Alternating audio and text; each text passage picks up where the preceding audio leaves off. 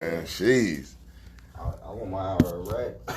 That's cold blooded, man. Like you don't even get an hour rack, so they doing it something totally different. Like, say brother ain't getting no hour rack or nothing, man. Nothing. That's cold blooded, man. Somebody threw my food away last night. Thanks, no, man. All right, brothers. Well, we're gonna get. The garbage. I thought it was a stab too until I found out it was Cheney. That's why I blew down on him like I did.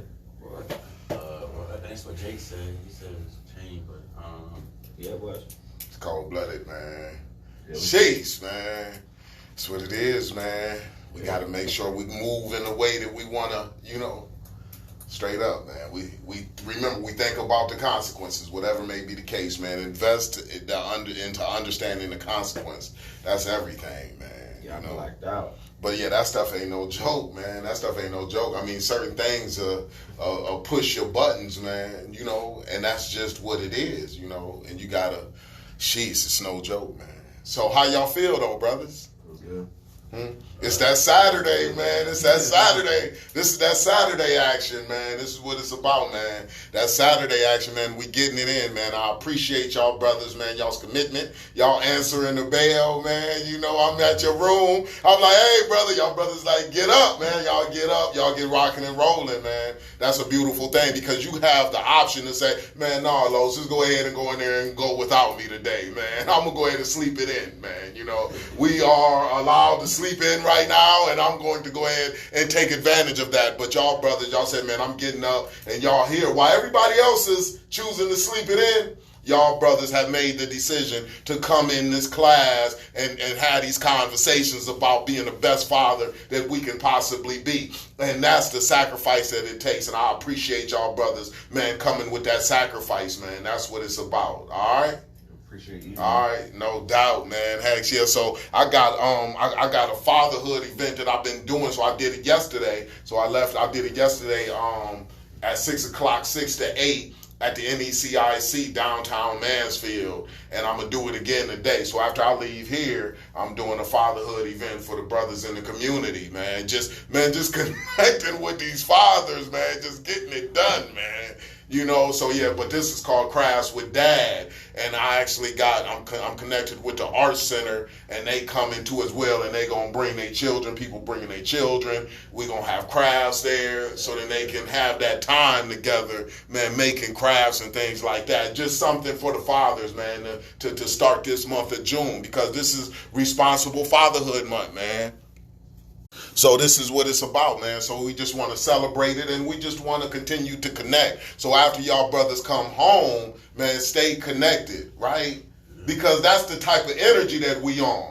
You know what I'm saying? So we can stay focused. A lot of times, man, you look around and the people that you're around, they can help you lose your focus on what really matters. And if you're around the right people, they can continue to remind you of what really matters, right? Because that's going to be the conversation. We're going to be talking about, man, these responsibilities that we got, man, where we trying to go, what we trying to get accomplished. It's nothing like accountability, man, being connected with people who going to hold you accountable and say, brother, man, this is what you said, this is what you want to get done. Like, this is what you told me. I ain't tell you to tell me this. This is what you said, brother. Like, let's get this done, brother. You said that you wanted to be successful, brother. You said that you wanted to be involved in your children's lives, brother. This is what you said, brother. Let's get this done. And in turn, y'all brothers keep me accountable. Like, brother, you said that you wanted to be a father involved in your children's life. Brother, you said this, brother. So now what that does is it keeps us on the track so our children can benefit the most. Because sometimes, man, with life, man, this stuff, man, it can get discouraging, and I'm not even playing. Because life comes at you in all different types of ways. It challenges you in all different types of ways. And it's always good to have people connected to you that can help you fight. Because it's a fight. If you think it's going to be easy with your feet kicked up and things like that, brother, cancel it. It's not. It's going to be a fight. And you got to be ready to rock and roll. But you better be able to have people that you connected to that can help give you that energy that you're going to need to be able to fight in the right way, right? That's what it's all about. Just having that energy. When you have that energy, man, I'm telling you, nothing outside of you can stop you. And that's what it is, because you got that energy. But if you got a defeated energy, if your energy is defeated, then when you come against those challenges, what are you going to do but lose? That energy, brothers, that energy. We're going to win, right? Yeah. That's all we're going to do is win. Oh, yeah. Even in defeat, we going to learn. So if we get defeated, we going to learn. So then that means that we win. That means we are never down. Either we are getting up or we are already up. Either or, but we are never down. Boom. I'm getting up. I'm never down. People see me on the ground and think that I'm down. I'm not down because I'm getting up. I ain't about to stay there. I'm not down. I'm getting up. Or I'm already up. But I ain't never down because my mind will not allow me to be down. And that's what it is. So this is the last session. We coming around this corner. Today is graduation. At the conclusion, everybody gonna get a book. Well, 2 books. The Walking Logo, Taking Back My Life, Volume 2. That's everything. That's how you transition back into society. That's some good information. How you establish your credit, how to make investments, how to buy a home, how to get established in the course with your children without a lawyer, pro se. Man, I've broken everything down inside of the book. All of my books has been written how to, right? So you can have that information to get it done. So a lot of things that we've talked about in here, you're going to hear it in the book when you read it. And that's going to be good to lock it in to your mind, right? Because our thinking is what's going to get us to our next level. So we got to continue to digest the right content in order to get that done. Right? So then that's what it's about. So I encourage y'all brothers to read the book. The books have been purchased by the Ohio Commission on Fatherhood, and they say, man, everybody who goes through the class, man, donate the books to them. And I say, no doubt. So I'm always looking outside of here to figure out ways to continue to bring stuff back to the table for brothers. That's what I do, right? So you got the Prison Without Bars. The Prison Without Bars is everything that you need to have to be able to establish the mindset to be able to overcome prison, right? So, and that's so important. That means that I was in prison, but I was without the bars. And that's what you have to accomplish. You got to become free while you are incarcerated so you can maintain your freedom after incarceration. But if you cannot figure out a way to become free while you are incarcerated, when you get released, you will get reincarcerated. That's just the reality of it. So now what I'm saying is that it's all about the mindset. So if your mind becomes free right now, then guess what? It will be no facility that can hold you. But if you are still incarcerated while you are doing your time, then guess what's going to happen? As soon as your out date gets presented to you, you will falter. You will fall and succumb to the recidivism that's out there. Like, the recidivism rate is high for a reason. People go home and come back in for a reason, because it's all different types of things coming at you that's going to take you down. So then that's why it is so important for you to be able to have the mind to be able to go at it in the right way. If you don't have the mind, then I'm telling you, man, it is too great out there for you to be able to overcome it. And I guarantee it, right? I done been working with individuals who done came home and I done seen them go back in, but not only that, but I done seen people come back in over my 10-year prison sentence, right? I seen people go home, come back in, go home, come back in. And I've seen the minds that they had when they got released, and I understood, man, why they came back in. Because they didn't have the mind to be able to function in society in the correct way. You literally got to have the mind to be able to function in society. If you don't have the mind to be able to function in society, society will not work for you. This society will work for you. So you got to tell yourself, like, man, hey, I don't have to be there to operate like I'm there. I don't want to wait until my out date to get ready for my out date. Because if I wait for my out date to get ready for my out date, then I will never be able to be successful. Because it won't be enough time for you to get ready. You got to learn how to say no right now. No, I ain't doing that. No, I ain't kicking it in that way. You got to manage your life right now. You got to manage your time right now. Because the game is on. Once them doors open, there's no more restrictions. There's no more people telling you what you can do and what you can't do. It's going to be on you. And that's when you got to, man, get busy. But you got to have a mind. And that's what the books is for, fellas. The books is for, man, us to be able to develop the mind that we need to have. I've been able to be home for 13 and a half years. I say that. Well, it's probably almost 14 years now, right? Because I've been saying 13 and a half years for a while now. So we almost at 14 years now. That's some defying the odds type stuff, brothers.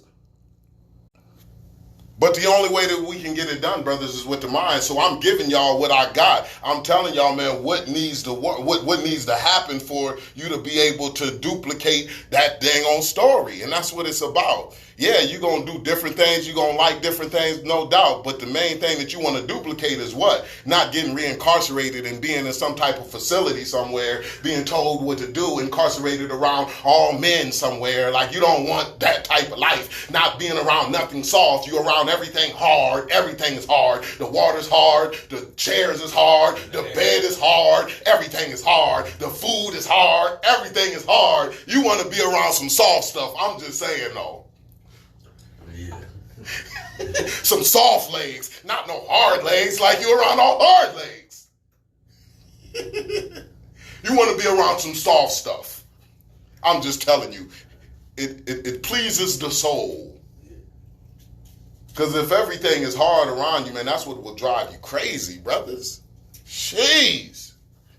But it's about a decision that we made. So that's what it's about, man. So we rocking and rolling. I want to get this class started off with, man, everybody, man, saying their full name and then saying, I'm a committed father. I'm doing all I can do. All I can do is enough, right? And that's how we going to end this last session. All right? I'm going to start it. I'm Carlos Christian. I'm a committed father. I'm doing all I can do. All I can do is enough. I'm Danny Kiley. I'm a committed father and a committed grandfather, and I'm doing all I can do. And all you can do is enough. Is enough. Absolutely right. My name is Matthew Hawk. I'm a my father, and I'm doing all I can do, and all I can do is enough. No doubt. Absolutely. No doubt. My name is David Harden. I'm a committed father. I'm doing what I can do. All I can do. All I can do is enough. I can do. Nah. Let's go back. Rewind. Rewind. I'm David Harden. I'm a committed father. I'm doing all I can do. All I can do. And all I can do is enough. And all I can do is enough. Let's go again. I'm David Harden. Let's bring it from here. I'm David Harden. I'm a committed father. I'm doing all I can do. And all I can do is enough. Absolutely. I'm Keegan Sitters. I'm a committed father. I'm doing all I can do, and all I can do is enough. Absolutely. That's what it is. It's a reason why I want y'all to say that, right? Because a lot of times, man, we just got to ask ourselves if we are doing all that we can do. And if we are doing all that we can do, then guess what? It's enough. But we just got to make sure that we are literally doing all that we can do. We can't shortchange it. I'm not talking about half that we can do. I'm talking about all that we can do. That means that when somebody else outside of you can be saying, man, oh, you cool. You like, no, I'm still taking it up another level because I know that I can. You saying that I'm cool and I have arrived and I'm well off, but I got more to give. And because I know that I got more to give, then I'm going to give it, right? It is my decision to give it. I know I got more to give, so I'm going to give it. And when I give it, then that's when I can say with conviction, I'm doing all that I can do, and all that I can do is enough, right? And that's the only question. But as long as we are doing all that we can do, man, can't nobody tell you nothing. Because you can only give what you got. You can't give what you don't got, right? What you don't got is not important. What you do got is the most important. So then that means that if you give everything that you got, then brothers, you're going to be in a good space. And things like this will not dictate your day. That's what it is. All right? Good. So everything that we've been talking about is establishing a strong, positive relationship with our children. That has been the main focus. And the reason why we want to establish the strong, positive relationship with our children is why? Because we want to have influence with our children. We don't want outside forces to have more influence than we do, right? That's the reason. And because we don't want outside forces to have more influence than we do, what we say is that we are going to focus on the state of the relationship. That means that we want to ensure that the relationship is strong, because that's the only way that we are going to be able to get done what we need to get done, is if it's a strong relationship. And a strong relationship is reserved for those people who are focused on building one, right? It is not reserved for those people who just fumble upon it. You cannot fumble upon you cannot stumble upon a strong relationship. You gotta walk towards a strong relationship intentionally and deliberately. That's the only way that you are going to have a strong relationship. And when we start to understand that our children are that valuable to establish a strong relationship with them, then that's when it will happen. But what that does for our children, not only will they have access to all of the information that we have, all of the experiences that we have, right? They will be able to have the tools to do what? Establish strong relationships themselves. Right? I want them to understand how to do it themselves because of what has been done between their father and them, right? That's how we get it done. So when my children go out there into the world, they like, nah, this is what I do to establish a strong, positive relationship, and this is what I do to prevent a negative relationship. Why do I know that? Because my father established it with me. And one thing that we know is that opportunity comes through relationships. I just called my young dude who was in the juvenile facility, and I told him about that $20 hour job. And he said, man, yeah, brother, I need that. I said, let's get to it. So I made the call to my people, and I said, man, listen, man, I got somebody coming down the pipeline, and I really, man, put some words on that brother. Like, I'll put some words about that brother to the people. Like, man, listen, this brother's serious. He had this case and that case. He was all the way in the streets. But now this brother, he one of them serious brothers, and he really gonna get to it. And I'm telling you, what I see with my own eyes, now I can't guarantee that he's going to be, everything that I say he gonna be, but I'm just telling you, it's a good chance, because you never know who gonna do what, right? So I'm telling them that. And when I tell the human resource person that, and also the supervisor who actually hired me, he like, man, well, hey, I'm gonna give him a shot. Tell him to send their application. Opportunities come through relationship. That means that I was thinking about this young brother before he even knew I was thinking about him. Why? Because they came to me and said, I got a $20 hour job for somebody with a background like you had, but as serious like you were when you was working for us back in 2011 to 2014. And I said, man, you know what? In my mind, it was already an opportunity for him. He wasn't even there. So a lot of times, the stuff that's happening for you, it has happened with you not even in the building, with you not even in the room. Decisions are being made about you with you not even in the room. That means that somebody can say, man, I'm going to bring that to him, or somebody can say, man, you know what, he ain't ready for it. Before you even get the confirmation of what's going on. But it's all about how that person has perceived you, how you have made that person feel in your presence. Strong relationships are paradise, brothers, because they work outside of your presence. It expands your reach. When you are limited to just your own reach, brothers, you can't touch much. But when you got influence in California because somebody in California knows you or they seen you and you made them feel good, I don't care for how long, and they think about you and they say, man, you know what, this is something that can benefit my people over here. And you're not even in their presence, but they making a decision and they bringing something back to the table for you and you're not even there. Wow. This is how we can control, man, the outcome of our lives, brothers. That's why relationships is so important. I kid you not. But if somebody think that you or they get from you like, man, oh man, your word fall through the cracks. Oh man, you wishy-washy. I done shut people down, and they don't even know that I shut them down because they wishy-washy.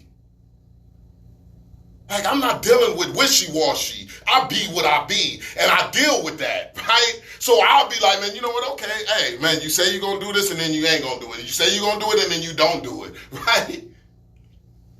So if I got an opportunity, I'm not even going to think about that person who says they're going to do it, then they don't do it. They say they're going to do it, and then they don't do it. That's why we want to control what we do, right?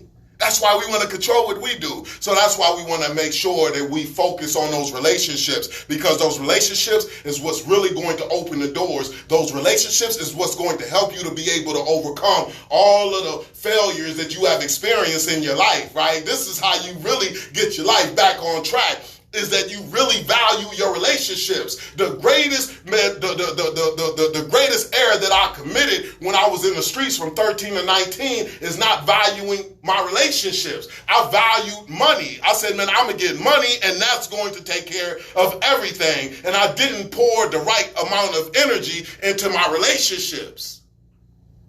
So when I came around people, I said, man, I don't care about how you feel. I literally, people used to be like, man, that's a butthole. That's how they used to feel. I used to be like, man, I don't care how you feel, man. I'm just thugging my way through, right? Just my immediate circle, we rocking and rolling. But everybody else, man, that was kind of hard for them. I'm going to be honest with you. But I changed, and not changed, but I evolved. And when I evolved, I started to say, man, you know, everybody is valuable, because nobody has a red dot on their heads to say, man, you know what, I'm the one that's going to be able to assist you in the future. I'm the one that's going to be able to open a door that's closed that you cannot open in the future. So you get staff in here, you get other people in here, and they'll look at you in your situation and they'll try to play you a certain type of way because they don't really know and they don't know themselves. Because if they knew themselves, then they would value the interactions that they had with you, because they never know where you're going to be 10 years from now. They never know what's going on inside of you. They never know, man, that click that's going to happen inside of your mind and put you in a whole different direction, and then you be in a different destination 10 years from now, and you're going to be the guard of a door that they trying to get through. And then you're going to remember how they made you feel. You're going to be like, hold up, you ain't getting through this door. And they like, man, I need to get through this door. And they like, and you like, no, I remember how you made me feel. I don't even know what exactly that you did. I just remember how you made me feel. People will forget what you bought them. People might even forget what you taught them, but they will not forget how you made them feel. That's crazy. People will say, they literally will be like, man, you can't get this. I can't remember, but I remember how you made me feel.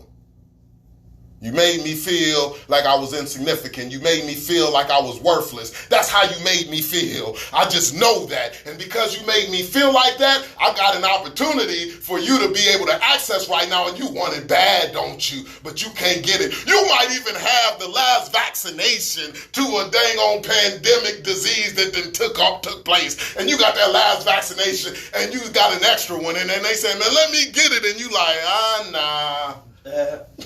Nah, I decline. I'd rather give it to somebody that made me feel like I was about something. You see how strong relationships is, brothers? See how strong people are? You never know who is who. So that's why when I work with brothers, I give y'all brothers everything. I don't shortchange brothers, period, that I come across. I give y'all what I got. That's all I can do. And then I move on, I give other people what I got. That's what I can do. And I say to myself, man, there's doors that's opening that I don't even know about, because my reach is extended, because I'm connected around the world. That's big, ain't it? That's big.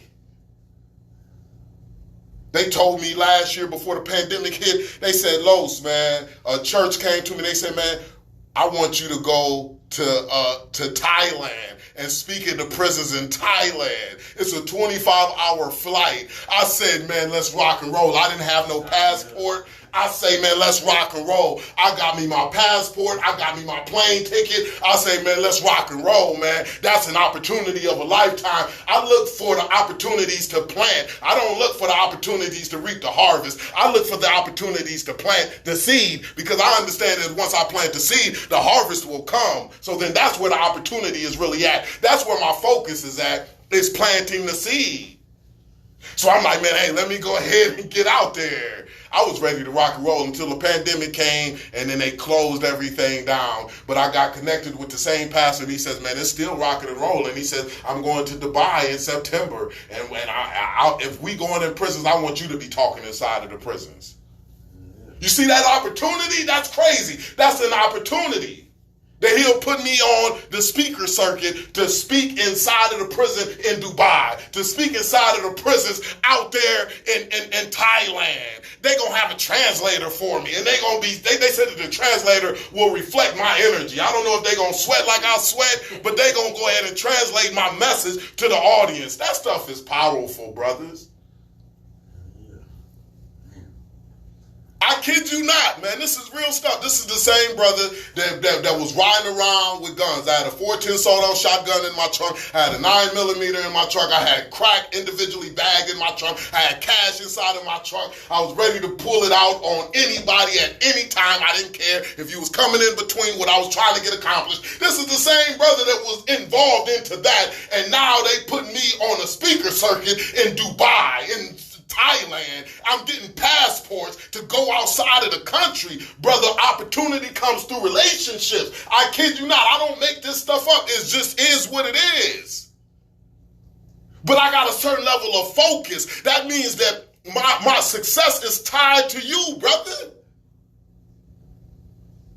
That means that I can't be successful if you still don't have the tools that you need to have. My responsibility is to make sure that you have the tools to be able to function in life with. That's my responsibility. I did not say that my responsibility is for you to use the tools. It's for you to do what you need to do with the tools. My responsibility is for you to have the tools and be able to have the knowledge on how to use the tools. But I cannot make you use the tools. I cannot make you do what you need to do. It is on you. I can scream, holler, sweat it out all day long. It comes down to you saying, I'm going to use the tools that this good brother then gave me, and I'm about to put together my life the way that I want it to be. It's on you. It's not on me.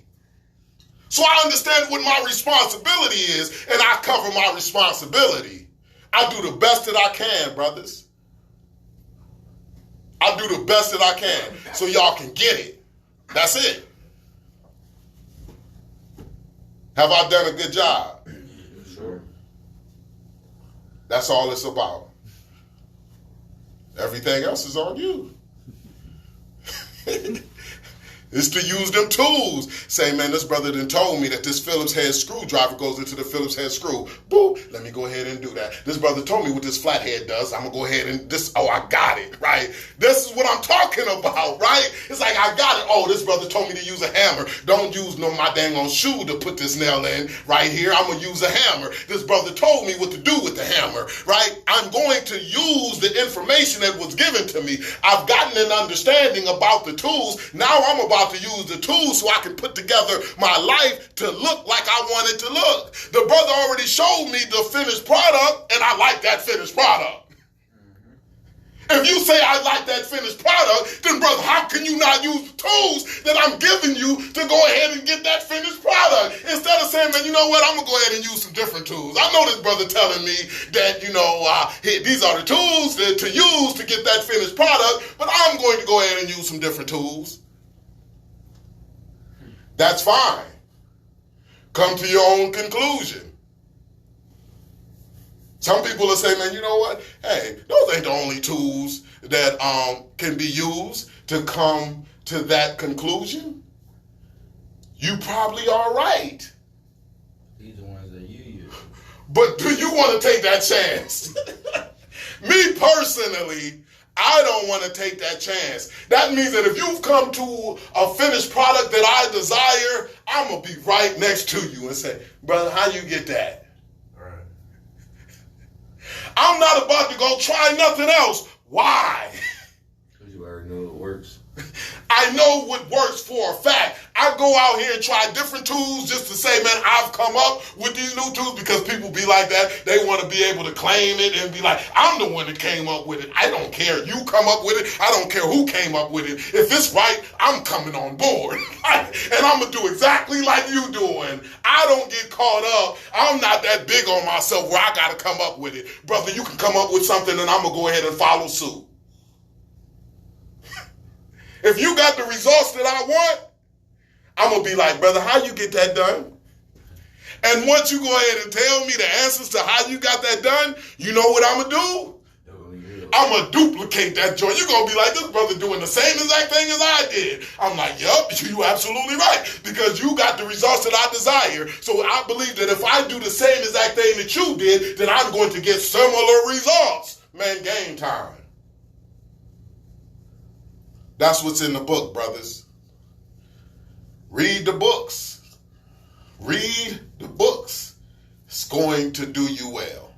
All right? And then on top of that, you go on to YouTube, my YouTube station, because I've created the interactive audio book digital program now that I'm putting inside of the penitentiaries. And this was in a response to the pandemic. I created an interactive audio digital book program that goes with the book. That means that I'm on video like this, brothers, and I'm like on video, face to camera, where I'm talking to you, right? I'm reading the sections in the book, and then I'm explaining the sections in the book that I've read, so you can get a greater understanding of what's in the book. That's on my YouTube station. I got different excerpts on my YouTube station that you can pull off of there. You can go ahead and listen to me reading what you done read, and it's just going to lock in that understanding of what the heck is in the book. It's just a further description of the tools that you need to use to be able to get to where we want to get to at in life. That's what it is, brothers. All right? So, coming around that corner to establishing a strong, positive relationship, we're going to peel back the next layer that we're going to peel back a couple of layers today. And the layer that we're going to peel back first is democracy at home. Democracy at home is another intentional and deliberate technique that we use to establish a strong, positive relationship with our children. This gives our children the idea that we believe that they are valuable. Why? Because we give them a voice in the home. Democracy at the home is saying, man, you got a voice inside of this household. That means that what needs to be done, or the rules in this household, whatever, I mean, you can come to me and you can dispute that, and I'm going to take that in. I'm going to listen to what you have to say, and it's a possibility that we can change the rules inside of the household. We can be doing it a whole type of way, because I came up with this way, and you can come to me and say, this is the way that I want to do it now. This is what I believe should be done, right? And we can literally change that. How many people had democracy in their household? You did? You did? You had a voice. Yeah. No doubt, that's good stuff. How did that make you feel? It made me feel strong, made me feel and like important. No doubt. Absolutely. That's what it's about. See, because when you got a voice, man, it's nothing like having a voice, because it says, man, you know what? I'm somebody. But when your voice is squashed, you've seen how that feels, right? You've seen how it feels for your voice to be squashed in these type of facilities, right? How does that make you feel? Horrible. Do you get frustrated? Do you have some resentment with the people who are holding the keys to the doors? Yeah.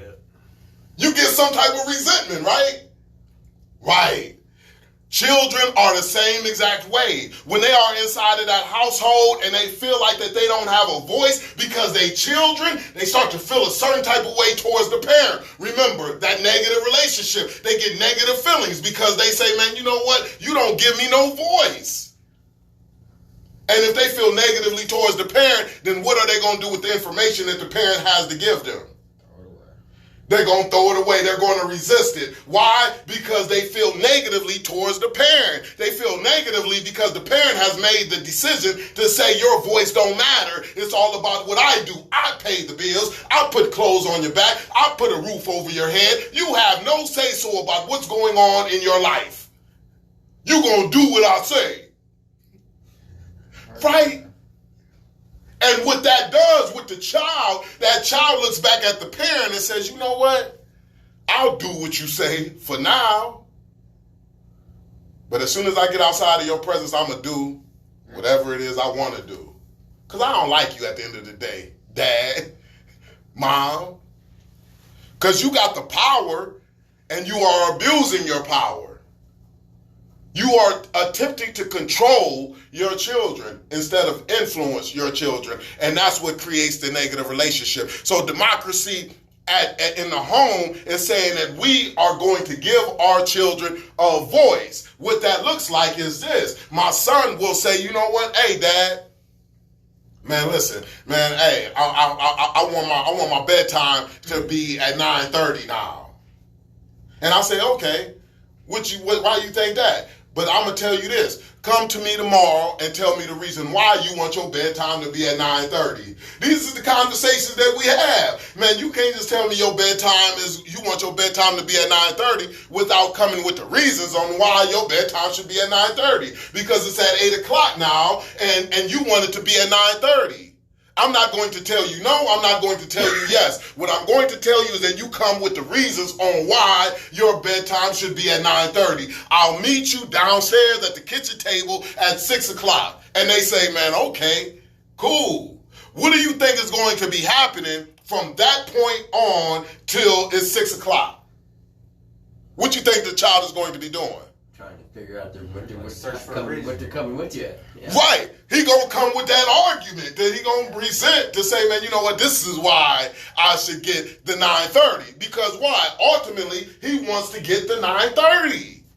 Right? This is things that I do intentionally, brothers. Right? So he comes down and he comes at 6 o'clock and he comes with the reason and he says, Dad, listen, man, the reason why my bedtime should be at 9:30 is this. Man, I'm getting up on my own. I'm getting in the shower on my own, self-regulating, Dad, remember? Right? I'm like, absolutely. And what did we say about the listening? I'm there. I'm locked in with the eyes. I'm summarizing what's being said. I'm giving head nods, right? I'm empathetic facial expressions. I'm giving him all of the responses that he needs to have to ensure that I am listening to him.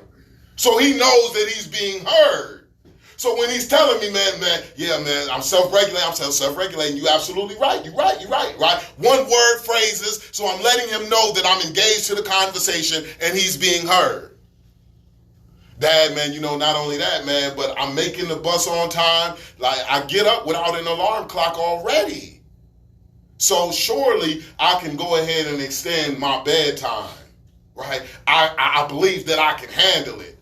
And I'm listening to him, and he's coming with these reasons, and I'm saying, wow, you got a point there, no doubt, son. Okay, what else? He says, man, Dad, man, I've been able to raise my level in my reading because he was struggling in reading back in the 4th grade. And he was going to reading buddies. That's at the library. After school, he would go to reading buddies, and then I would take him to practice. He was playing football too. So he was able to do the reading buddies, go to reading buddies for an hour from 2:30 to 3:30. I would go ahead and rest, and then I would take him to practice at 6 o'clock. But he was committed to reading buddies for about 3-4 months. His reading level shot up. He was at grade level in a matter of about 4 or 5 months, right? So he said, man, Dad, man, I shot my reading level up too. I was committed in reading buddies. I did what I was supposed to do. Man, you know, I did that work. So now my reading level is at grade level. I was below grade level before, but now the work that I put in, I'm at grade level. So I've managed my resources to be able to get done what I needed to get done. He didn't say it as crisp as that, but I'm just, man, summarizing what he said, right? So I'm like, okay, right, you definitely did do reading buddies. Absolutely. You raised your grade level. What else? What else you got, son? He was like, well, Dad, I just want to let let you know that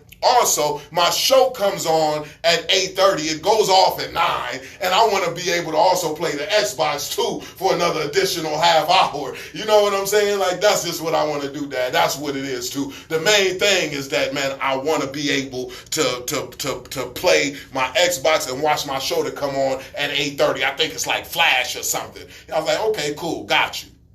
Understood. You want to watch Flash. So I've summarized what he said. I let him know that he's been heard. And then what do? I come back with a decision. And I say, son, listen, this is what's going to happen, man. Your bedtime, it was at 8 o'clock. I'm going to take it up to 9 o'clock. Yeah, I can't do 9:30 because I just don't want to just boost it from 8 to 9:30 in one whop. You still growing, you still older. I want to be able to increase your bedtime as you get older. And if I take you from 8 to 9:30, what am I going to take you next? From 9:30 to 11 or 12? And then I just don't want to do that. So I'm going to go ahead with 9 o'clock because you do make some good points. You getting up on your own. You are getting in the shower on your own. You're using soap now. You know, you wasn't using soap before. That's a beautiful thing, right? So now you're using soap. You're just not getting in the shower and allowing the water to just run on your body like you used to. Now you're actually using soap. So I appreciate that, right? And now he's understanding what he's done, and I'm reiterating what he's done and things like that, and his points that he has made. And then I say, son, but your bedtime is going to be at 9 o'clock. And he says, 9 o'clock? All right, cool. I say, man, because I do want you to be able to watch your show. And then after you watch the show, I want you to go ahead and tuck it on in. And he like, man, cool. How you think he felt? He felt good. Why? Because he was able to see the needle move.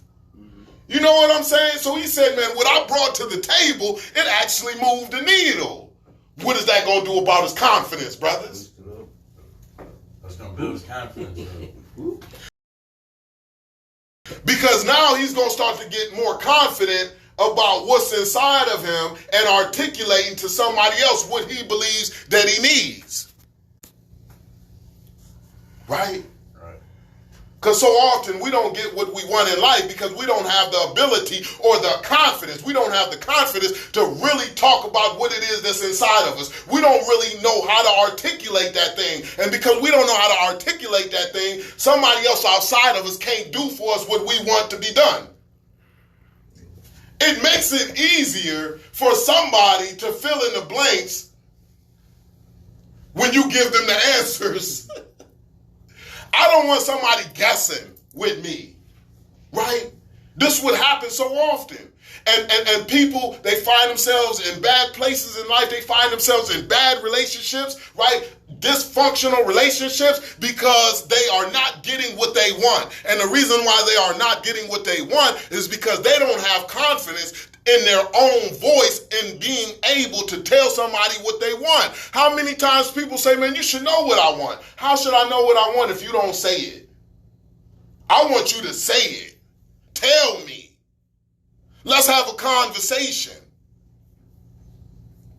But you know, it gets to the point where people don't even know what the heck they want. They just know they ain't getting what they want. And they so mad, they so angry with the other person, and but they haven't been able to even have that alone time with themselves to really say, man, what it is that I want.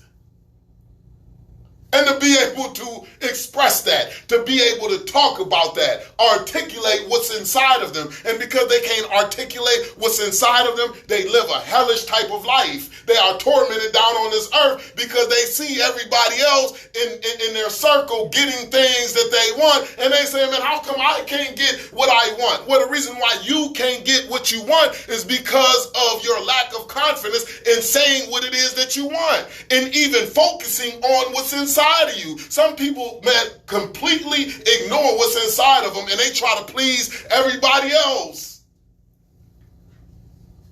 And then they be angry. So I don't want my child to be an adult who's sitting up there feeling like, man, my voice doesn't matter. I'm going to speak what's inside of me. They can be in a boardroom, they can be in a business, they can be in a relationship. They're going to say, man, you know what? Hey, you can't do that with me. You can do that with such and such, but that doesn't work with me. This is what works with me.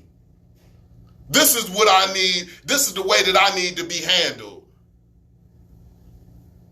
If you can't tell somebody how you need to be handled, brothers, you set yourself up for failure. It's a good chance that you're going to be mishandled.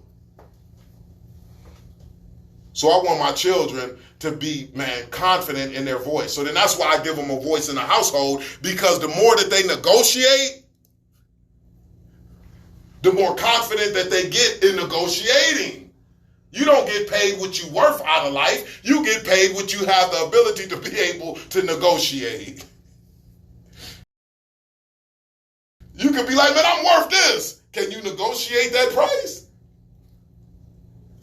People, you be like, man, dang, they getting paid, man, crazy, man, that's crazy.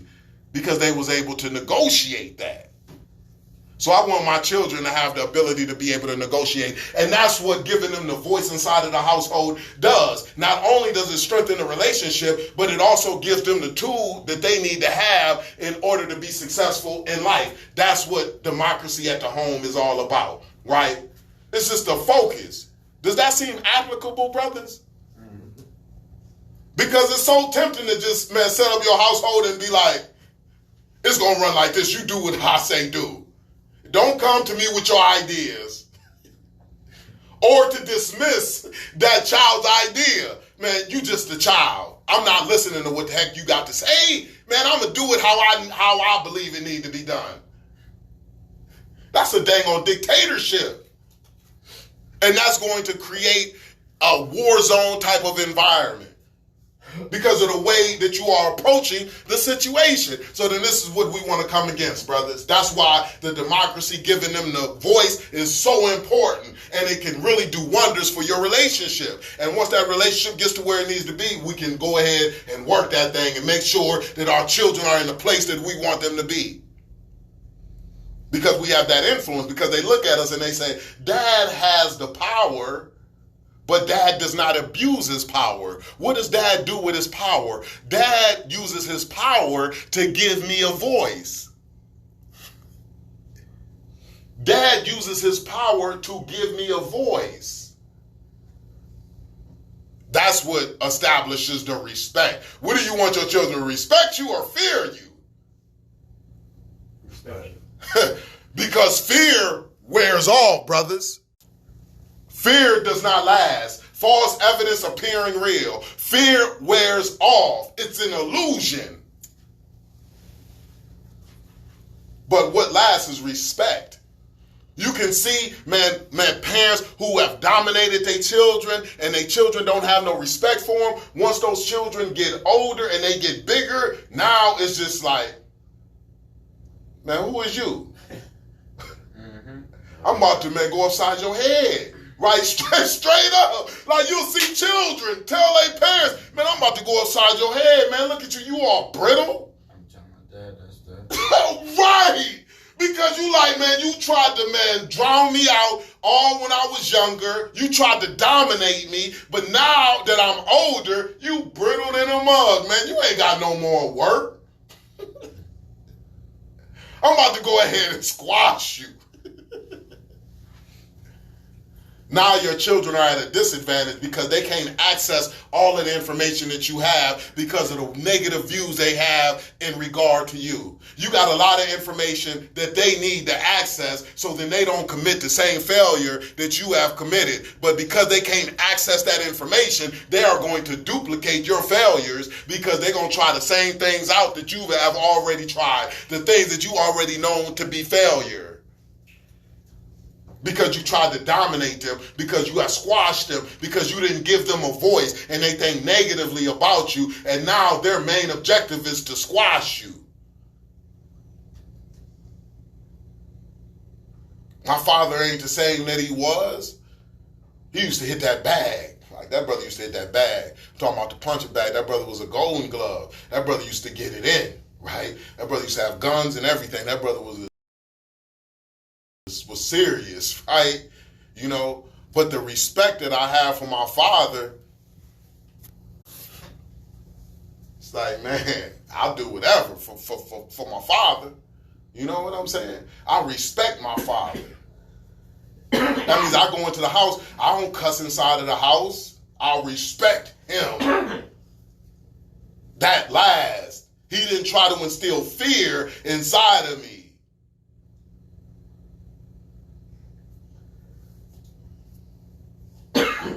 He instilled that respect. He treated me as an individual, right? He didn't dominate me. He didn't say, man, your voice don't matter. And because he did that, Rod is coming back to pay, some dividends. Because as he gets up in age, I'll be there. What's up, Pop? I came in one time, his dang on TV was out. I say, dang, Pop, what's going on? He looking at the TV. I had just left one of these classes, and he stayed in Lorain County. So I go up there, and I come in the house, and he's with the remote. He's like, man, what the heck is going on with this TV, man? That puppy was black, right? A big screen, big. He got the big puppy. He's like, man, this stuff crazy, man. He's like, man, you know what's going on with these TVs, man? He's like, man, I got this thing about like 5-6 years ago. And I say, Pop, 5-6 years ago? I say, man, that puppy probably gone, man. Them puppies go out, them flat screens go out. And he's like, man, no, it can't be, man. I paid like such and such, man, money for this TV, right? And then when I look at it, the TV was gone. I left out the house. I go to Walmart. I get him one of them TVs. TVs is just so like, they like $189, $200 or something for like 55 inch or whatever may be the case, But he thinking like, man, dang, they like, not Walmart. You go in there and get a TV. So I grabbed the TV immediately. It felt so good, brothers, to be able to give him a TV in that time, because he had just got into retirement. He had just retired, and he said that, man, my check ain't came. This is the time that my TV gonna go out, when my dang on retirement funds ain't came and stuff. Like, I just retired, man. I'm waiting on for that to come. I ain't even got the money to replace the TV. He's like, man, I guess I'm gonna go ahead and listen to the radio, man. I'm like, nah. I left out the house, man. I went to Walmart. I came back with that dang on TV through the door. He was like, son, man, what the heck? Man, you ain't had to do that, man. He never wants to take anything from me, right? He's like, you ain't had to do that, man. I'm like, nah, this is my pleasure, right? This is my opportunity to be able to do for you, man, all of the stuff you've done for me. Like, you done came to the joint 4 or 5 times. When I was in Marion, you was sending, man, money orders every single week, $20 money orders. Yeah, it wasn't 60, 70, but it was $20 money orders that you sent every week religiously. You sent me clothes boxes, food boxes, man. Heck yeah, man, no doubt. Every week, every Sunday I called, you was there answering the phone. You made sure the line stayed connected. Man, heck yeah, I feel privileged. I feel privileged to be able to provide you this TV right now. He's like, man, I'm going to pay you back as soon as that. I was like, man, Pop. And I couldn't even turn him down with him paying me back. He's like, man, I'm going to pay you back. I'm going to pay it back as soon as my check come in. I'm like, all right, cool, whatever, Pop. But I just want you to have this TV. You ain't about to go without no TV, because I wouldn't go without no TV. And you going to get it like I would get it. Like, just on some solid stuff. But I felt a privilege to be able to give him that TV in that time when his TV went out. The reason why I felt privileged is why? Because of our relationship. You see what I'm saying? We want our children to feel privileged to be there for us. This is my chance to give back. You done gave to me so long. Like, brothers, do you know how important that is? Like, if we think like that and say, man, you know what? I want to give to people. I want to outgive people. I want to beat you on the giving side. If I beat you on the giving side, that's when I'm on the next level. I want to beat you on the giving side. Like, that's my competition. Yeah, my father, he said, man, he was excited. But that's what it's all about. In that type of relationship that we build with our children. So then when they come back to us, when they get adults, they say, man, the way that you raised me and the intentional and deliberate way that you interacted with me in a positive way, man, hey, I got respect for you.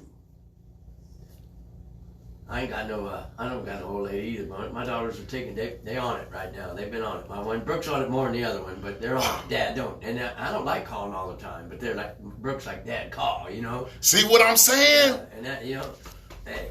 Don't that touch your heart? Yep, yep. You don't want it to be, man, like some people can talk about their fathers or their mothers and they be like, man, hey, I'm trying to stay away from that joker. Dropping money off to me. I don't like him. I ain't like him growing up, and I don't like him now. Now I'm an adult, man. I'm going to keep him far away. You'll never hear from me. Right? We don't want our children to be like that because of our neglect in our parenting. And I wasn't perfect, but I mean, it's cool right now. But you made them feel a certain type of way. Yep. You made them feel a way, like you made them feel like they were loved. Yep. You made them feel like they were loved. When you give somebody a voice, brothers, when you give somebody a voice, that's telling them that you respect them. That's telling them that you love them. So when they get older, they like, man, it was just something that you was doing when we were younger that has me feeling privileged to be able to give to you now. And I get choked up on the phone when they're doing that too. I get like, damn, man, that's like... That's heavy, man. Yeah. That's real stuff. Who wants that, man? I do. Don't you want that? Don't you want that? And that's why we pay the price right now. That is not for free. Brother, that's not for free. You got to pay the price for that. Matter of fact, I'm not even going to say, nothing in life is for free. Whatever you get, you paying the price. If you pay a minimal price, then your return is going to be minimal. If you pay a great price, then your return is going to be great. It's just the determining factor within inside of you of what you going to pay. I paid a great price, and I'm continuing to pay a great price for my children.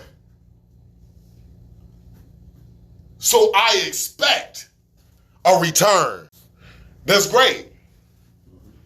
I expect a return that's great because that's just the way that it works out.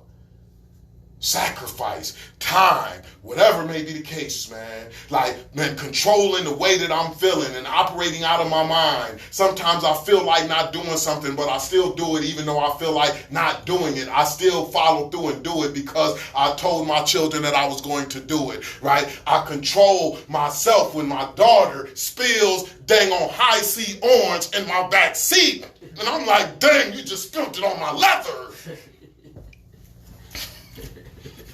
I control myself because I want to say, man, what the heck? You playing around too much. Why don't you sit still? What is your problem? You ain't thinking, you just careless. And then she tells me like, you could just get a new car, Dad. I say, man, what are you talking about? But the way that I respond to her is, daughter, what are you doing back there just moving all around anyway? Okay? Can you stay still inside of the seat, daughter? I'm dead serious. This is the interaction. I controlled the way that I responded to her because I'm like, at the end of the day, she's 5 years old and she's going to be moving all around. She done came up out of her seatbelt and everything else, and I gotta respond to her in a way that's going to protect the relationship and not make her feel like she's just a mess up. So I'm understanding. But that stuff is hard, brothers. Especially when they spill it on that leather.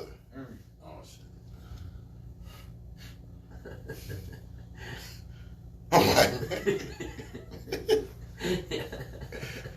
But that's the price that we pay. I'm not going to allow my emotions to dictate my behavior. Because if I allow my emotions to dictate my behavior, I'm going to be all over the place. I make sure that my mind stays strong enough to dictate my behavior. Because the only way that we are going to get to the place that we need to be is if our minds are strong enough to dictate our behavior. When we allow our feelings to dictate our behavior, brothers, you will not get to the place in life that you need to be. Why? Because your feelings go up and down and they are unstable. You feel good today, you feel bad tomorrow. You feel about it today, you don't feel about it tomorrow, right? And if you respond to your feelings and you allow your feelings to dictate your behavior, when you don't feel good, you just gonna lay it in the bed. When you don't feel like getting up, you just gonna lay in the bed. But when your mind dictates your behavior, you're going to say, man, I don't feel good, but I'm still going to get up. Huh?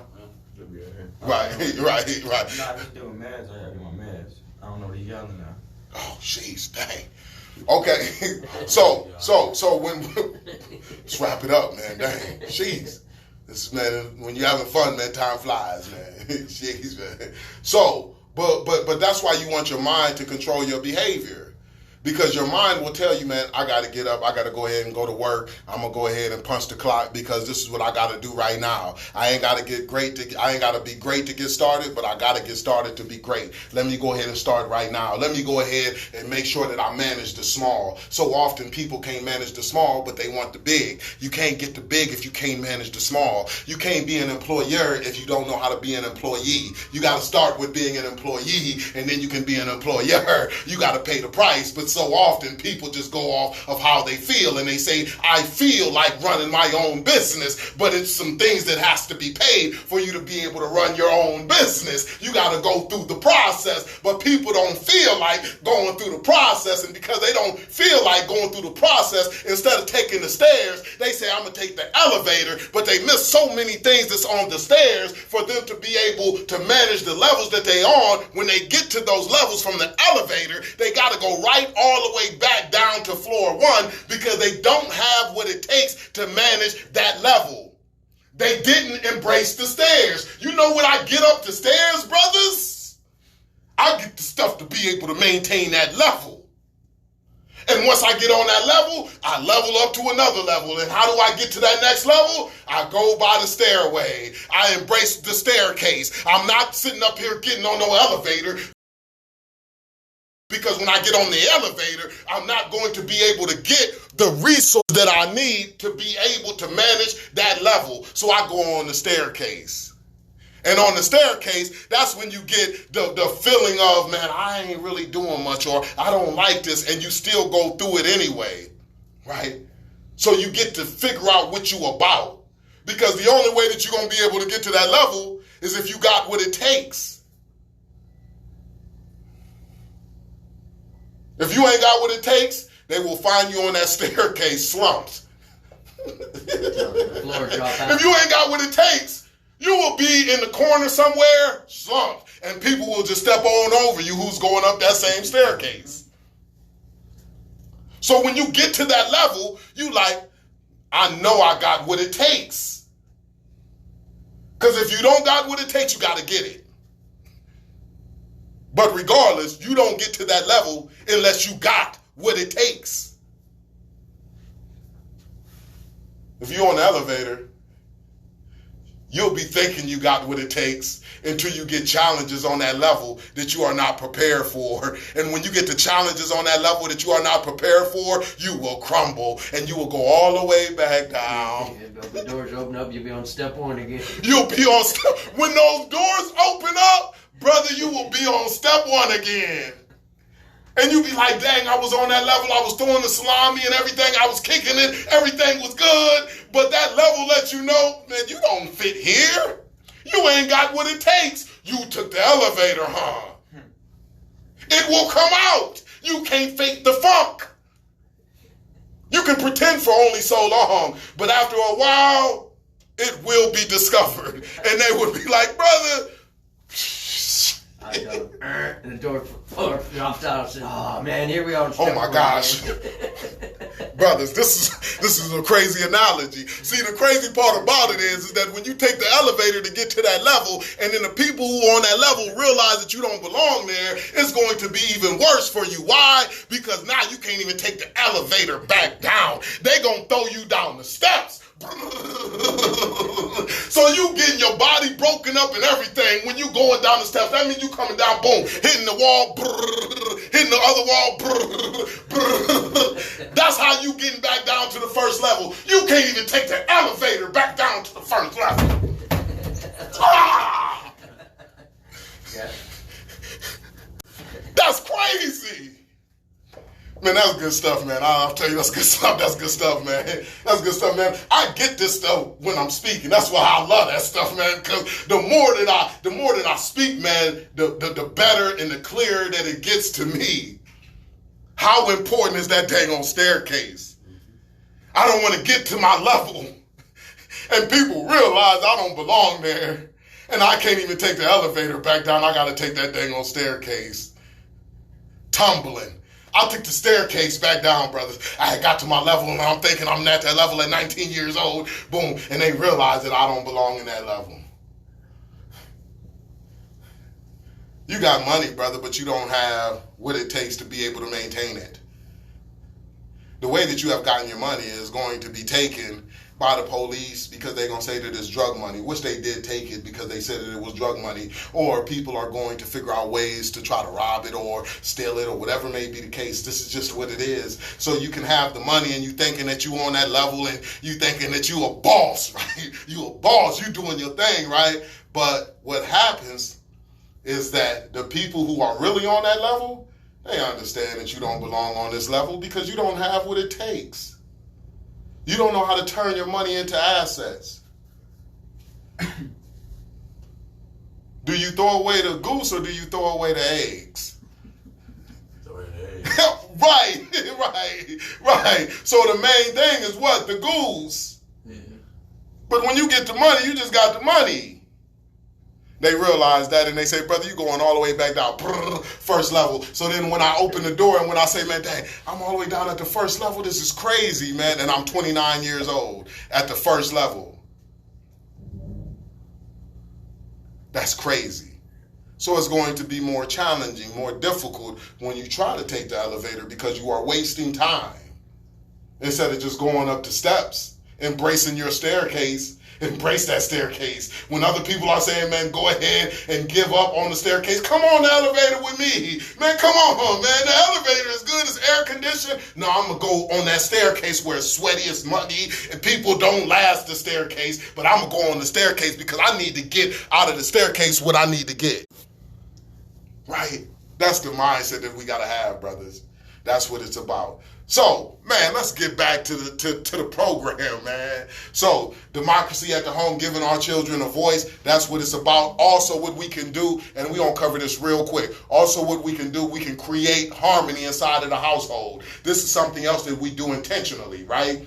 Creating harmony inside of the household is just actually participating in the task that we are asking to get done.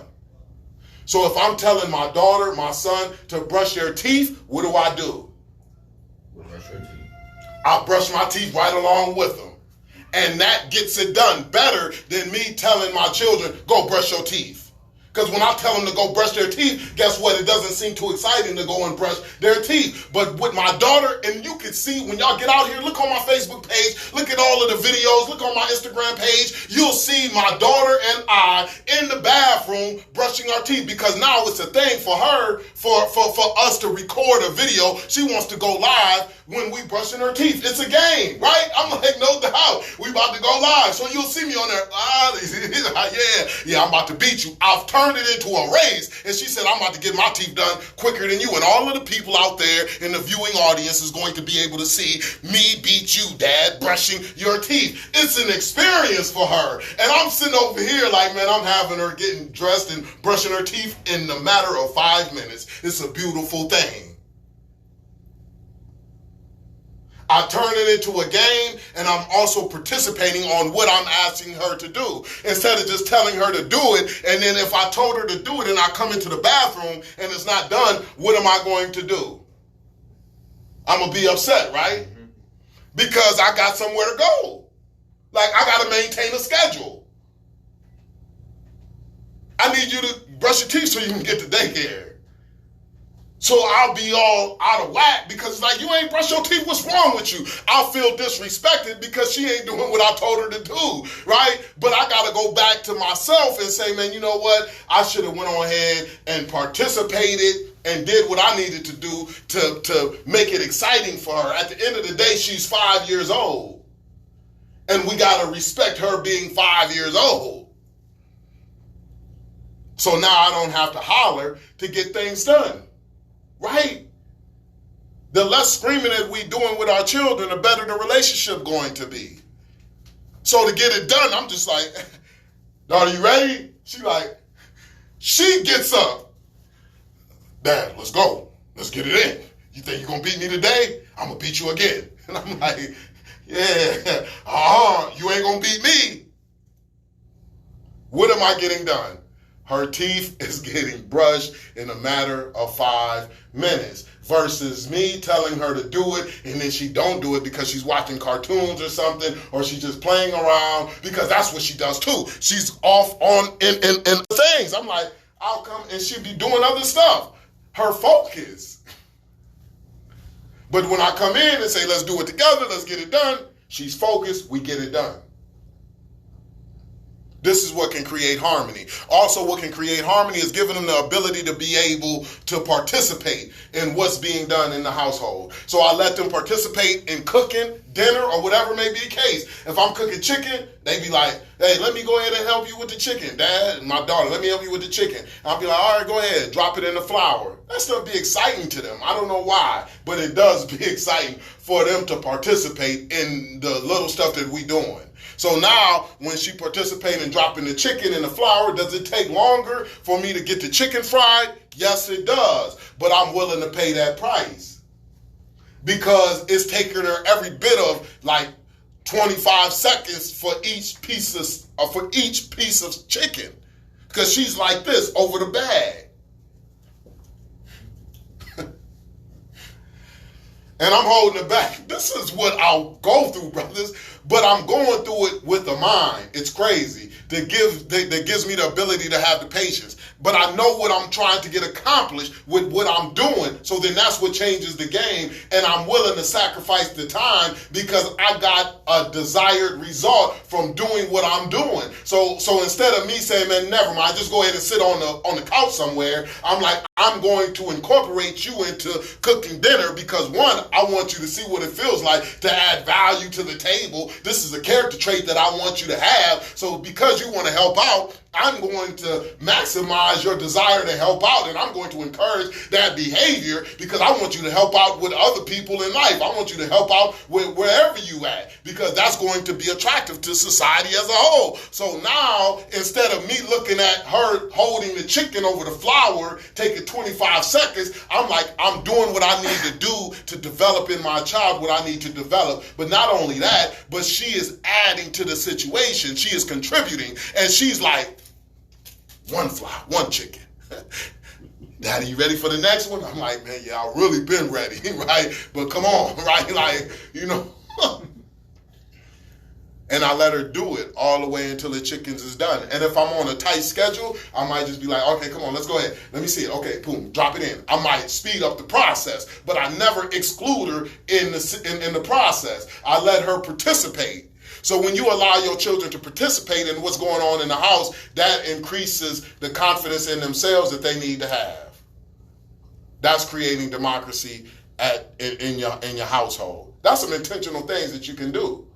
Go ahead and make up the table. Yeah, you can go ahead and you can go ahead and set the table. You know, giving them things that they can do. Also giving them an ability to make choices. What you want to wear today. My daughter picks out her outfit every single day. So I might have 3 outfits, 4 outfits. What outfit do you want to wear? You know, giving them the ability to make choices, right? That creates harmony inside of the household where they start to feel respect. They feel good about you, you know, and this is what puts you in a premier space. All right, cool. Jeez, we getting to it, man. All right, so now the next place that we want to cover the next place that we want to cover, we want to make sure that we got a good parent. We got a good co-parenting, relationship. We want to make sure that our relationship is tight with the mother of our children. Why is that so important, fellas? Why do you think it's important to have a solid relationship with the mother of your children? Well, it's because that's our kid's mom, and or like kids not loves their mom just as much as you. So it's good to just. I say we don't want our child's mom to take the kids away. So how mom's stay. Right. Yeah. I mean, So if you ain't getting along with your baby mom, she taking kids away, and so with child support, all that. Or making it hard for you to be able to see them. In her life, yeah. What about how she's interacting with them when you are not around, especially if they look like you? Yeah. I always let mine see Shit their went mom. bad, yeah. There was a restraining order and everything, but they were girls. I still let them see their mom. Right. Right. And she talked to me about me like a dog, but Right. I always let them see her. How difficult can that be for the children? Like, just think about how the children will process that information when the other parent is talking about when the parent is talking about the other parent to the child in a negative way. How do you think that child processes that information? Because the child loves the father and loves the mother, right?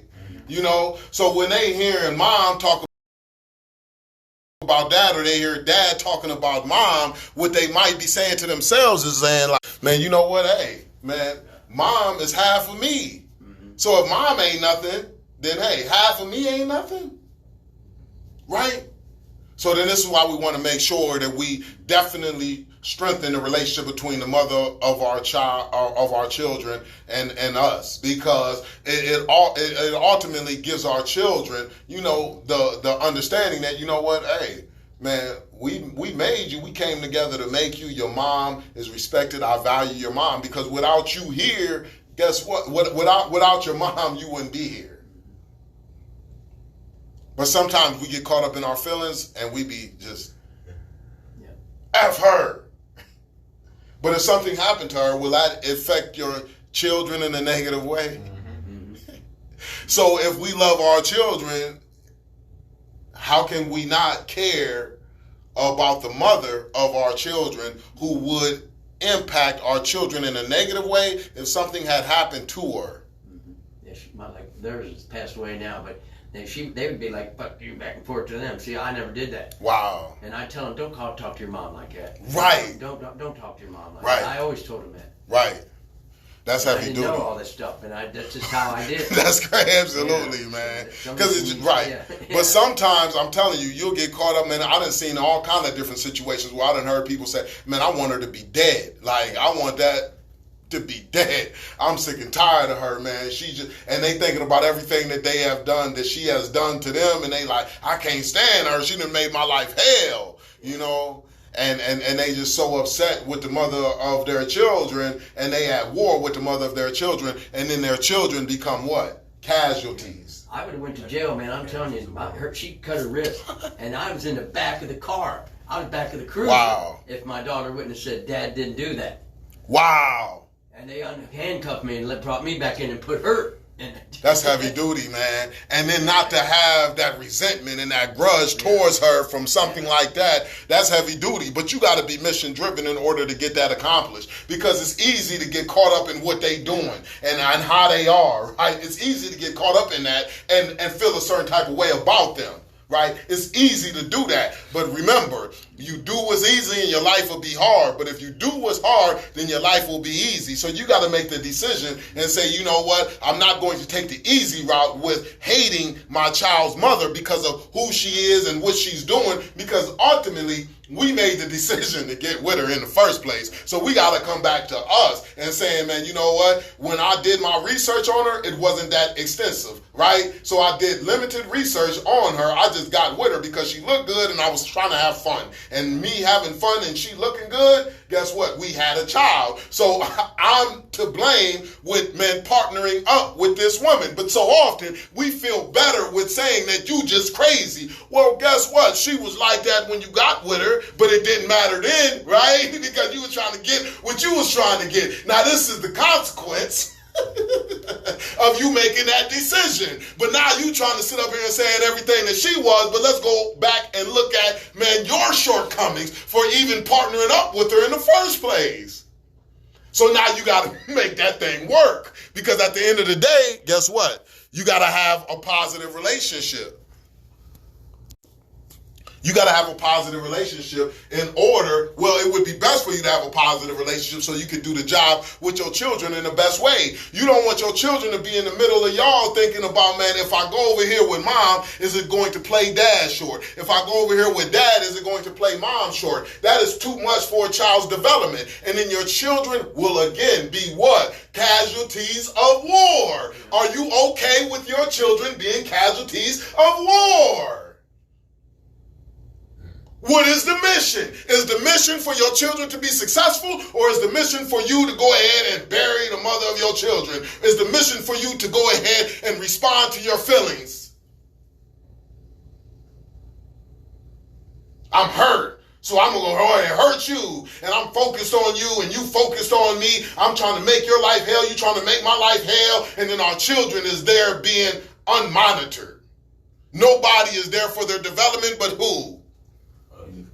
No. Who's there for their development? If I'm going at the mom and the mom going at me, who's developing my children? Anybody. Everybody else. Go ahead and get that brick.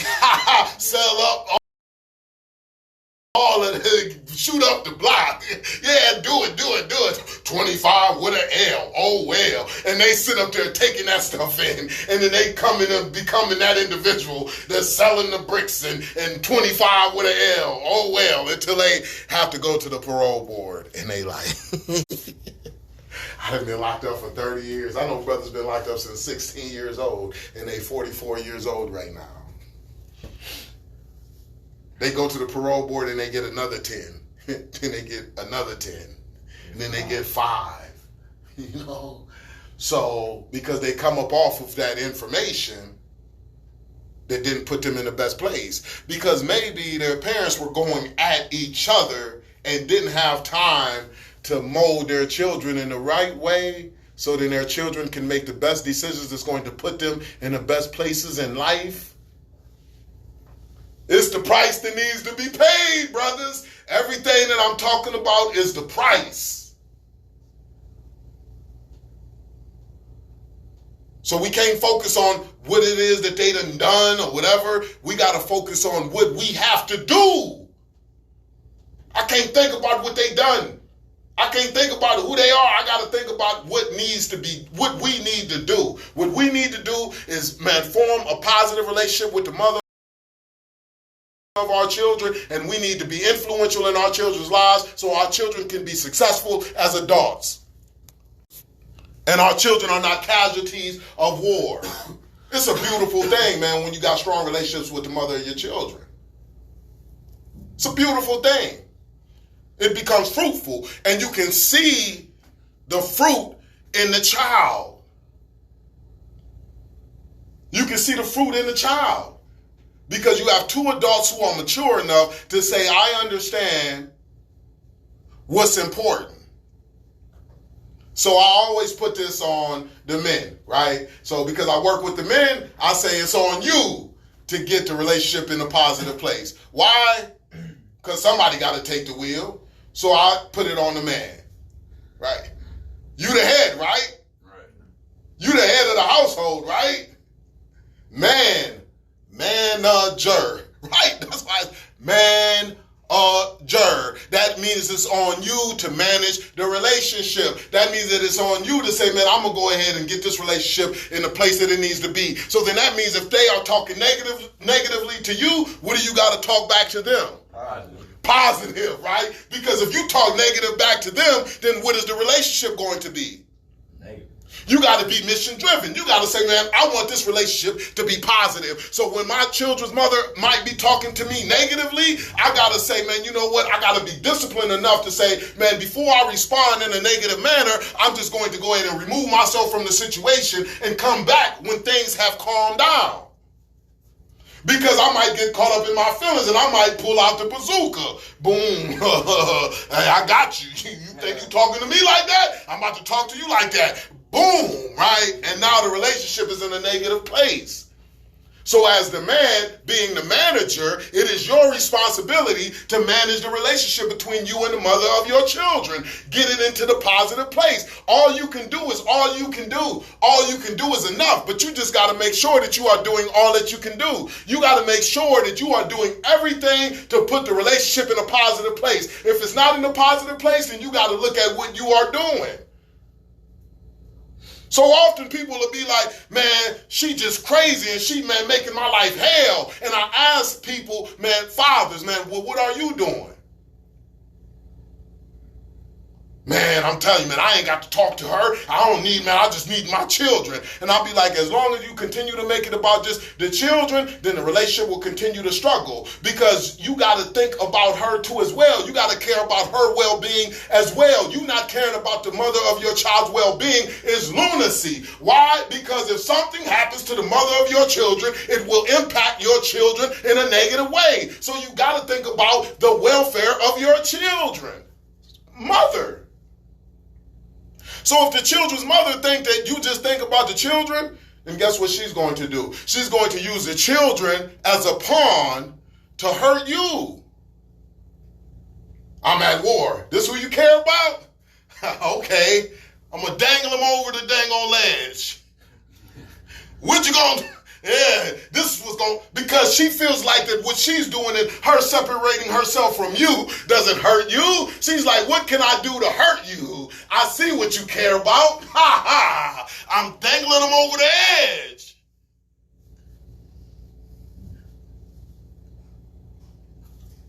One leg. I got the other leg. Until they go splat. Now she's crying. It's crazy, right? You crying. So then that's why I put it on the men. Manage the relationship. Right? That's your responsibility. Get it to the place that you know it need to be. But we got to establish it in our heads first. We got to focus on establishing a strong relationship with the mother of our children, and it will be a strong relationship. So then we can get the goals accomplished. Because now when the goals are backed by the mother as well as backed by us, now the goals will be accomplished. I'm going to give you an example. I was dropping my daughter off one day at daycare, right? I'm dropping her off, and she says, Dad, man, can you go ahead? She says, Dad, can you go ahead and put my chapstick in the middle console? Because I don't want to take my chapstick. She's 4 years old at this time. I don't want to take my chapstick inside the daycare with me and I end up losing my chapstick, right? Like, so I'll just rather leave it here in the car in the middle console. So when she said that, that's one of my goals that I have for her. What goal is that? That's self-regulated. That means she's regulating herself. She's getting herself a desired result. She's telling herself that she's going to be running around in daycare and the chances of her losing that chapstick is going to be great. So before she loses the chapstick, she'd rather go ahead and put it somewhere safe to where she can get it after daycare. I see it. So I encourage the behavior. I say, man, daughter, man, that's a good move, man. You thinking now. See, what you are doing, you regulating yourself, daughter. You know what needs to be done, and you getting done what needs to be done. You know the results that you want to get, and you doing what's necessary to increase your chances of getting your desired result. Daughter, you regulating yourself. You self-regulated. And she like, yeah, no doubt. She was just doing what she do. And come to find out she had done this already, right? So I tell her mom, like, the goal and how she was exhibiting the goal, and her mom said, you know what? She did that the other day in the car. And I was just like, cool. She's like, I didn't even catch it. See, we on the same page as far as the goals is concerned with our children, right? What did she say? Man, okay, I got it. When she does it with me, I'm going to encourage that behavior too. I'm going to let her know exactly what she did, how it benefited the situation, how it's going to benefit her in the future. We on the same page because we got a positive relationship. So then therefore, what is the chances of us, man, accomplishing the goals that we have for our children? Which is to make sure that they have these character traits that's going to warrant their success. So then that means if my daughter's in my household, if she's in my daughter's mom's household, regardless, it's going to be what? The goals will be accomplished. And this is co-parenting at its finest. But we got to be mission driven. Like, that stuff is beautiful because now my daughter is sitting up there saying, man, you know what? Hey, I like regulating myself. When I go over here with mom, I'm regulating myself. When I'm going over here with dad, I'm regulating myself. Both of them are focused on the same goals. Matter of fact, I'm focused on the goals. My mom is focused on the goals. My dad is focused on the same goals. What's the chances of those goals getting accomplished? No doubt. That's how important that co-parenting piece is. We don't want to shortchange that relationship either. All right? That's good stuff, brothers. All right, so the last section that we're going to cover, right, and this is wrapping it up, is none other than taking care of yourself, right? You got to take care of yourself. Just imagine if a plane was in the air, like, and it's losing air pressure, it's coming down fast. You got your 1 month old child in the passenger seat, right? And one air mask comes down, only one air mask can work. Who are you gonna put that air mask on first? Yeah, because whoever you put it on first, the other person can potentially die. This is a decision that you have to make. So you got to make sure you put it on the right person. Who you gonna put it on first? I say them, but then like you might die, so you can't take care of them. You know? So. Right. Take a couple breaths and then put it on her. Yeah, but she might die when you taking those couple breaths. You still gonna take those couple breaths? I'll give it to my daughter. I'll put it on my daughter.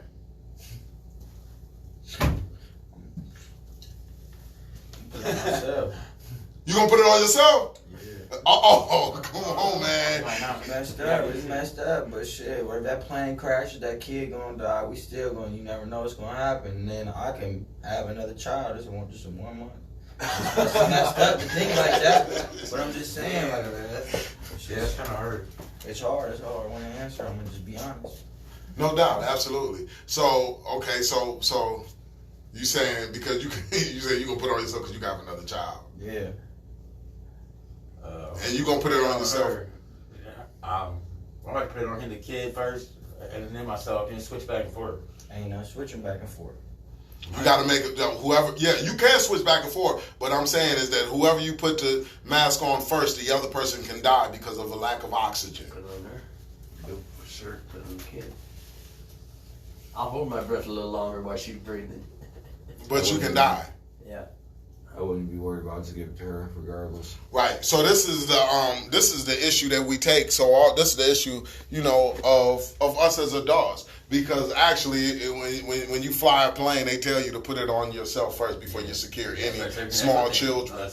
Right. Absolutely. And the reason why is what? Is because if you are dead, then who's going to take care of your children?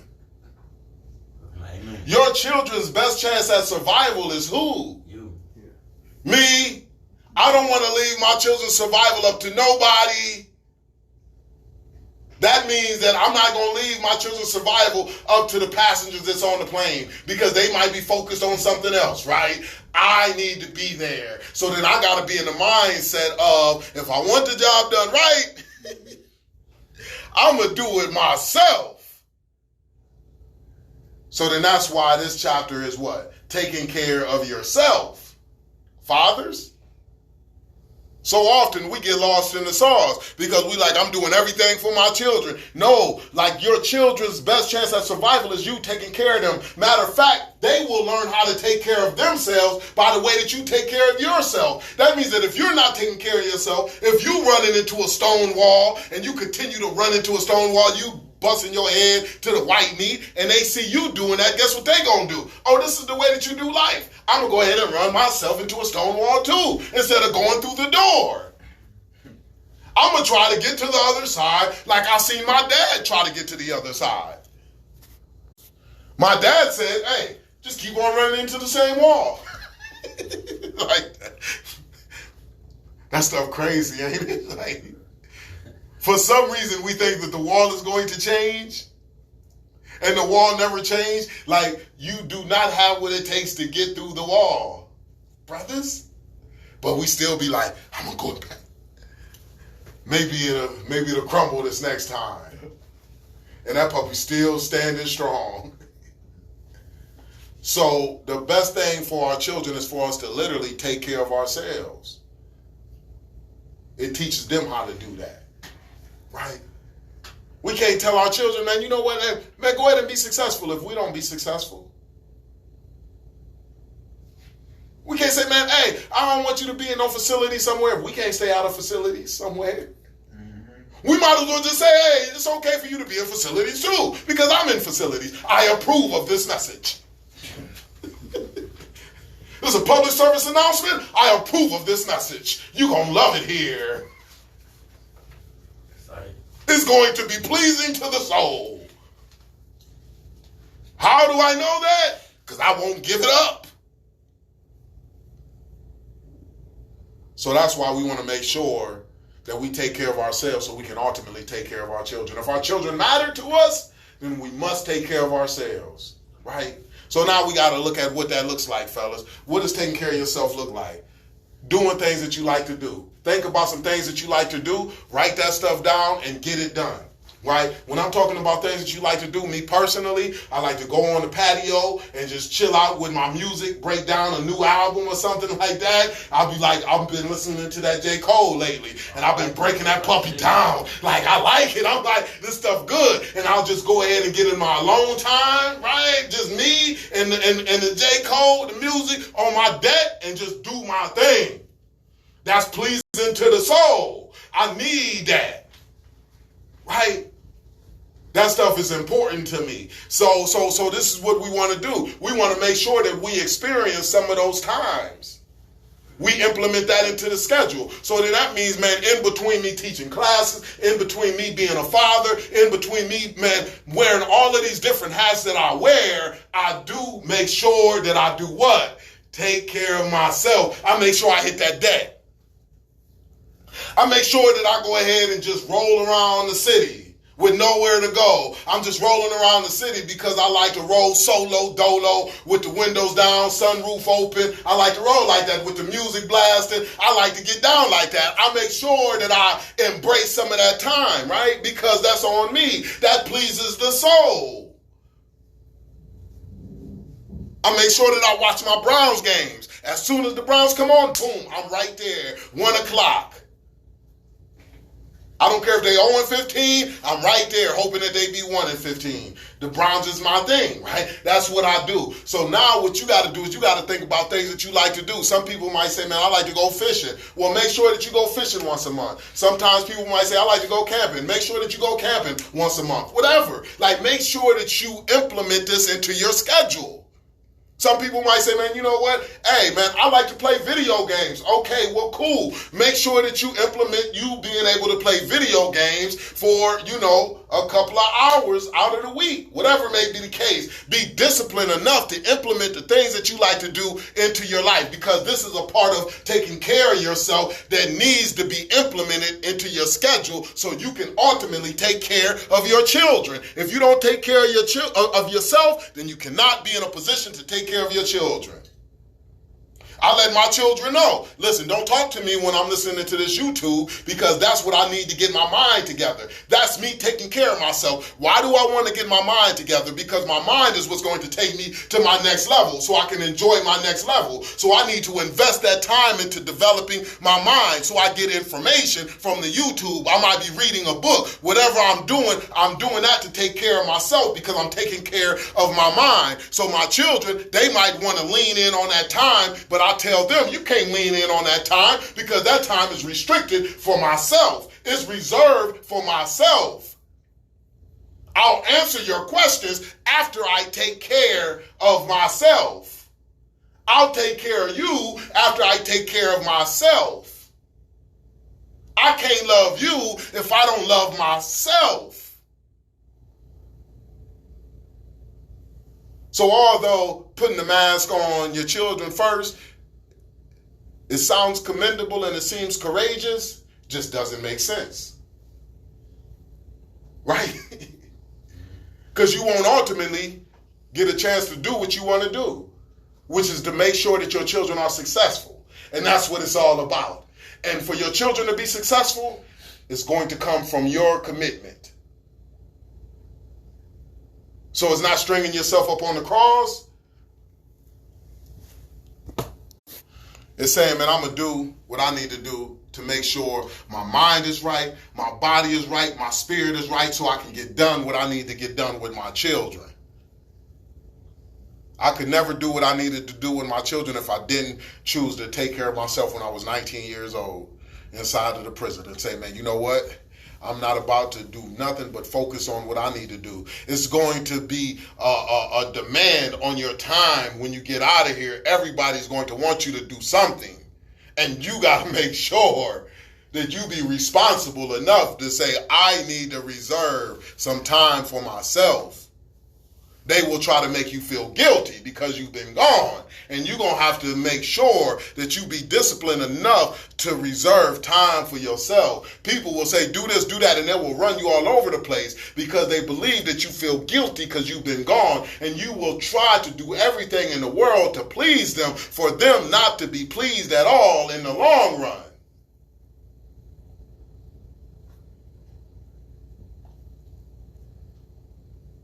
The best thing that you can do for them is let them know, I gotta take care of myself.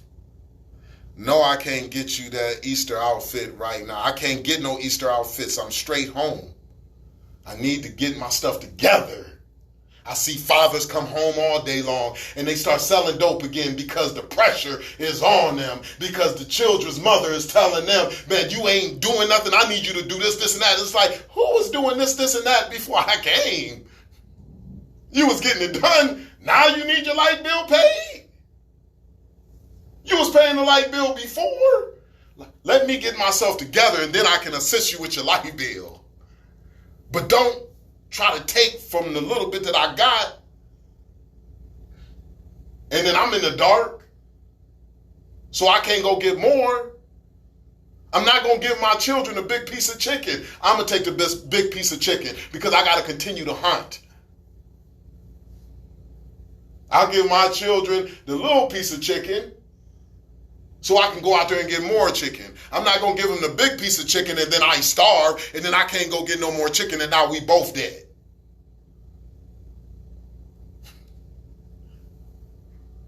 Does that make sense, brothers?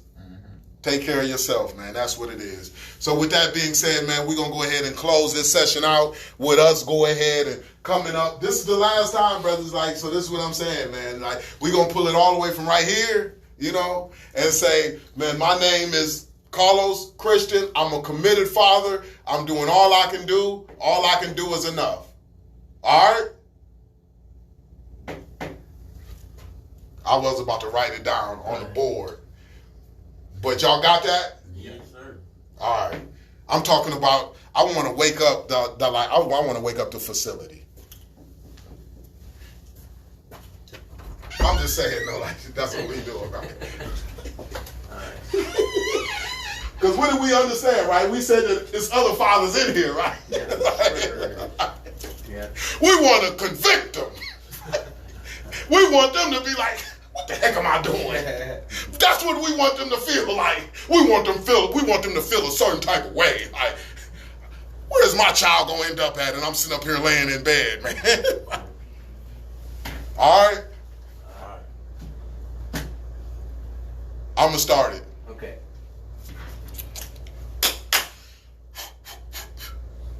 My name is Carlos Christian. I'm a committed father. I'm doing all I can do. All I can do is enough. All right. I'm Danny Kiley. I'm a committed father and a grandfather, and I'm doing all I can do, and that is enough. No, I think that we got to stand up. That's what it is. That's what it is, because you can get from everywhere when you stand up on the feet, right? I'm talking about stand up on the feet, man. Like, this is what I'm talking about. I'm talking about that type of energy, right? Let's get it in. One more time. I'm Danny Kiley. I'm a committed father and a grandfather, and I'm doing all I can do, and that is enough. Absolutely. Let me hear it. Name's Matt. I'm a committed father, and I'm doing all I can do, and all I can do is perfect enough. No doubt, man. There we go, man. Go ahead and put that ad lib in. I'm David Harden. Hold up. Man, ain't nobody hearing that. They ain't hearing you over there around in the jail area. Come on, let's make it happen. I'm David Harden. I'm a committed father, and that's. I'm David Harden. I'm a committed father. I'm doing all I can do, and all I can do is enough. I'm Keegan Sitters. I'm a committed father. I'm doing all I can do, and all I can do is enough. Absolutely right. Now let's say it all together. This is what we say. I am a committed father. I'm doing all I can do. All I can do is enough. Ready? 1, 2, 3. I am a committed father. I'm doing all I can do, and all I can do is enough. That's what we doing in the CAC on a Saturday morning. Get some of this. Man, like our children matter. Our children matter, and we mean it. We mean it. We serious about it. That's why we up here on a Saturday morning. We ain't sleeping in. We in there getting it in. That's a beautiful thing, brothers. I appreciate y'all, man. Like, I need that energy, man. Like, it's just good to be connected with brothers who got the energy. Who just ain't gonna take what life is giving them, but they going out there to get what they believe that they should have. And you can tell it by your movements. I'm getting up. I'm doing all I can do. It's a beautiful thing, brothers. Y'all should be inspired. Y'all should be excited about where y'all going. All right? All right. Good stuff. Let me go ahead and get these certificates out the way, man. Danny Kiley. Congratulations, brother. All right. Appreciate you, man. It's been a pleasure. All right. And everybody gonna get the Prison Without Bars, boom, and then the walking logo, Take It Back My Life, sponsored by the Ohio Commission on Fatherhood. Matthew Hawk. Yeah, it's the Hawk in here. Absolutely. There we go, man. Congratulations, brother. Yeah, thank you. Absolutely, man. The content is in these books, brother. This is my mind in the book, so it don't got to stop here. We just continue to just get that information so we can be who we need to be. Protect our minds every step of the way. All right? David Harden. Congratulations, brother. Thank you, man. Appreciate you, man. It's Appreciate been you. phenomenal, man. Thanks, man. Heck, yeah.